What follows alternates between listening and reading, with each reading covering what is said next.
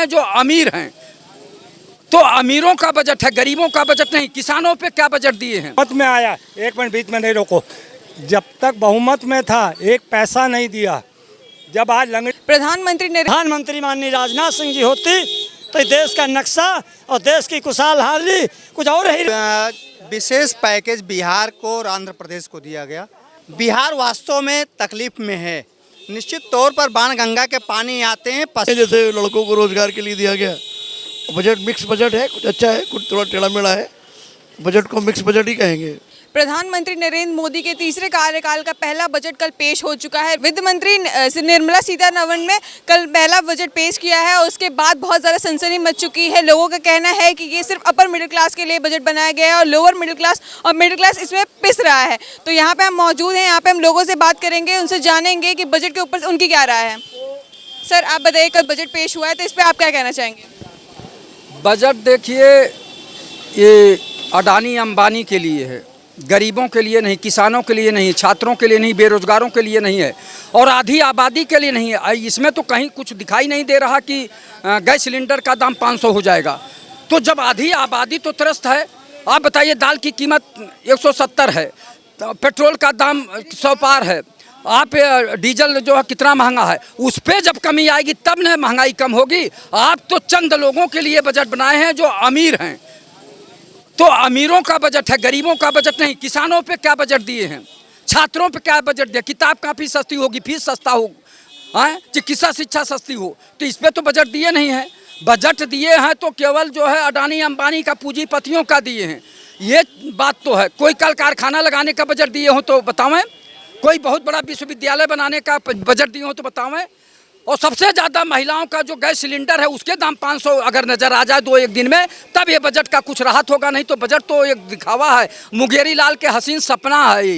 ये जो प्रधानमंत्री जी और वही जो है वित्त मंत्री जो है पहले भी थी आज भी हैं, वही प्रधानमंत्री पहले भी थे आज भी हैं, वही गृह मंत्री पहले भी थे आज रक्षा मंत्री। जब मंत्रिमंडल वही है, उनके विचार थोड़ी बदलने वाले हैं। जब वो पूंजीपतियों की सरकार है, जन लोक कल्याणकारी सरकार नहीं है, ये पूंजीपतियों की सरकार है। मैं बार बार इसलिए कह रहा हूँ कि 14,000 करोड़ अडानी अंबानी का माफ़ कर दिए, किसानों का कितना कर्ज माफ़ किए ये तो बताते नहीं। गुलाम बन गए हैं।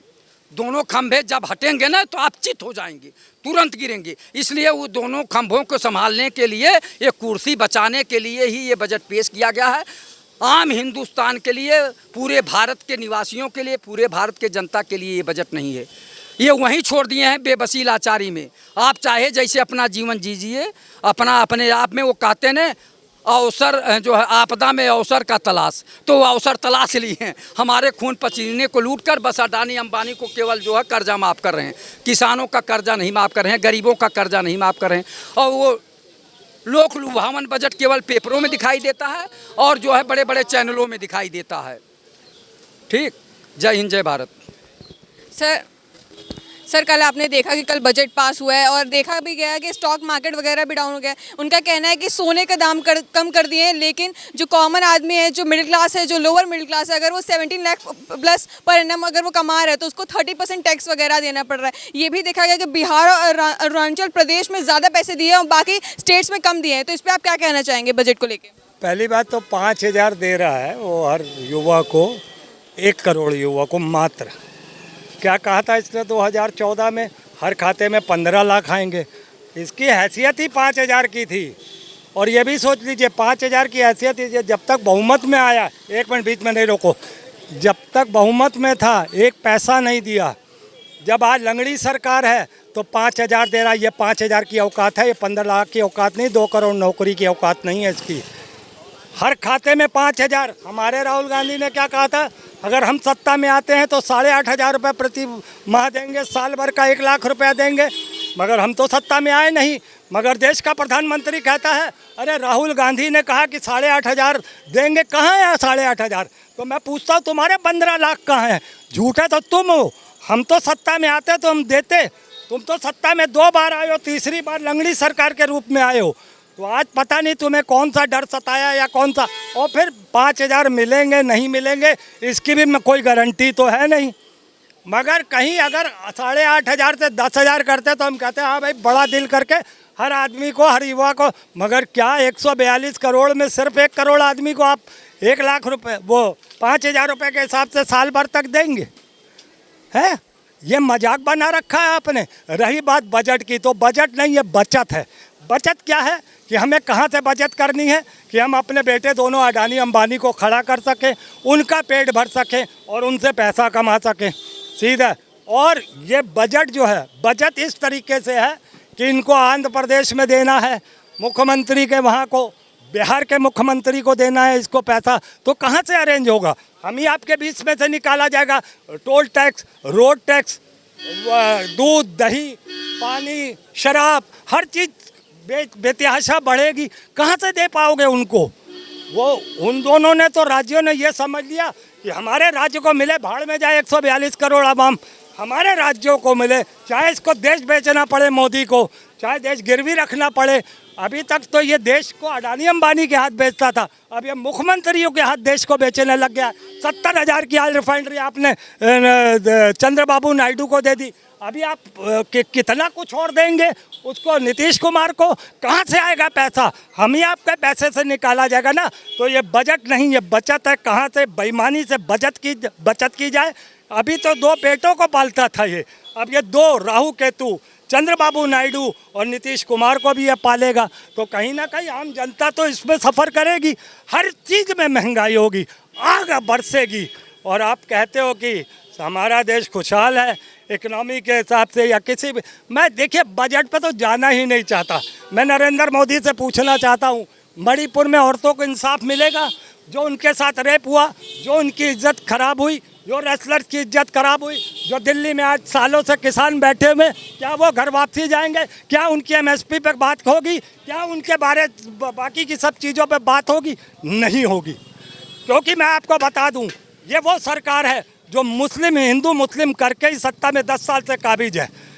शिक्षा, रोजगार, स्वास्थ्य, नौकरियां, महंगाई, सुरक्षा से ये कोसों दूर है। अरे में तो हम यही कहेंगे कि मतलब जो है जिस तरीके के बजट आया है, अगर यही जगह पर प्रधानमंत्री माननीय राजनाथ सिंह जी होती तो देश का नक्शा और देश की खुशहाली कुछ और ही रहन सहन होती।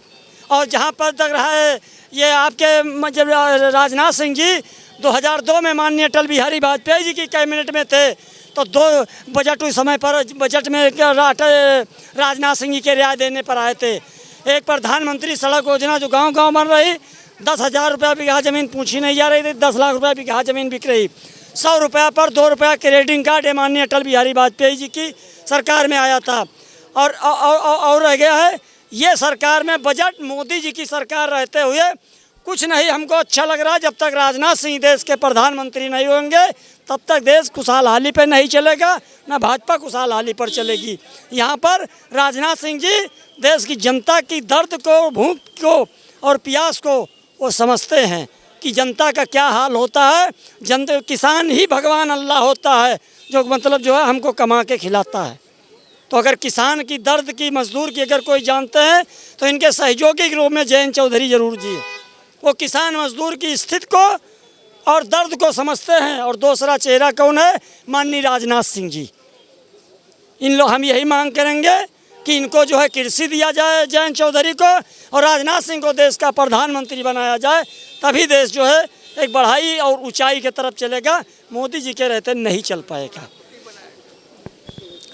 सर, आपने देखा कि कल बजट पास हुआ है और देखा गया कि बिहार और अरुणाचल प्रदेश को ज़्यादा पैसे वगैरह दिए गए और इसकी वजह से मतलब पार्लियामेंट में बहुत ज़्यादा विरोध किया जा रहा है। ऑपोजिशन पार्टी बोल रही है हम इसके लिए विरोध करेंगे, और महंगाई तो घटने का नाम ही नहीं ले रही है। देखा जा रहा है टैक्स बढ़ता ही जा रहा है, तो इस पर आप क्या कहना चाहेंगे?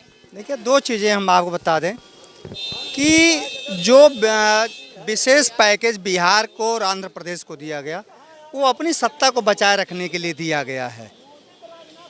बिहार वास्तव में तकलीफ में है।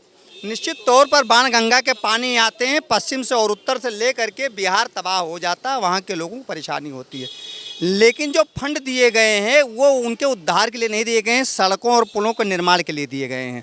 15 पुल तो बह चुके हैं पहले से ही, उस पर कार्यवाही नहीं होनी है। क्या वो बहने वाले पुल के लिए वो पैसा दिया गया है कि ऐसा पुल बने कि बह जाए, सड़क बह जाए? वहाँ पर इंडस्ट्री लगाने के लिए पैसे नहीं दिए गए हैं, पहली बात। दूसरी बात, चंद्रबाबू नायडू को आंध्र प्रदेश में वो समृद्धशाली राज्य है, इतना बजट विशेष देने की ज़रूरत नहीं थी। दिया जाना चाहिए लेकिन इतना विशेष नहीं, और लोगों को देखना चाहिए। उत्तर प्रदेश को बजट उन्होंने नहीं दिया क्योंकि यहाँ से 43 सांसद उनके नहीं रहे। एक गरीब आदमी का पैसा माफ़ नहीं होता। दूध उधार लो घी पियो सिद्धांत पर मैं आया। नीरव मोदी लेके भाग जाते हैं। यही अपने मुकेश अंबानी के भाई अनिल अंबानी हैं। RIL इनकी जो है अपने आप को दिवालिया घोषित कर दिया। निप्पॉन इंडिया में कर दिया उन्होंने। आज निप्पॉन इंडिया भारत में सबसे बड़ी म्यूचुअल फंड कंपनी बनी है, सबसे ज़्यादा पैसा दे रही है।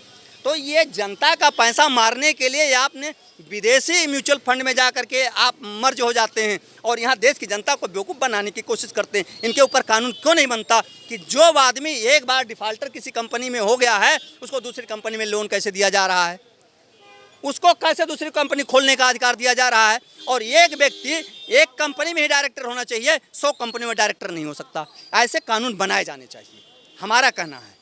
बाकी आप लोग देखें, ये बजट अच्छा नहीं किसी के लिए है, मेरे हिसाब से तो बिल्कुल ही नहीं है। बाकी सबकी अपनी अपनी पहचान की। सर आपने कल देखा कि कल बजट पेश किया गया है और इसमें देखा जा रहा है कि इंटरेस्ट वगैरह जो टैक्स वगैरह है, GST वगैरह उसे बढ़ा दी गई है। अगर 17 लाख से आप ज़्यादा कमा रहे हैं पर एनम तो आपको 30% टैक्स वगैरह देना पड़ेगा। ये भी देखा जा रहा है कि जो बिहार और अरुणाचल प्रदेश जैसे स्टेट्स हैं उनको ज़्यादा पैसा दिया जा रहा है। और अपोजिशन का ये बोलना है कि उन्हें खुश करने के लिए, क्योंकि अगर नीतीश कुमार हट जाए तो शायद ये बीजेपी का डाउनफॉल भी देखा जा सकता है। तो आपकी क्या राय है बजट को लेके? हाँ, ये तो बात सही है कि नीतीश कुमार को और तेलुगु देशम पार्टी को बजट ज़्यादा दिया गया सरकार बचाने के लिए। लेकिन अब बजट में कुछ चीज़ें अच्छी भी हैं, जैसे लड़कों को रोज़गार के लिए दिया गया। बजट मिक्स बजट है, कुछ अच्छा है, कुछ थोड़ा टेढ़ा मेढ़ा है।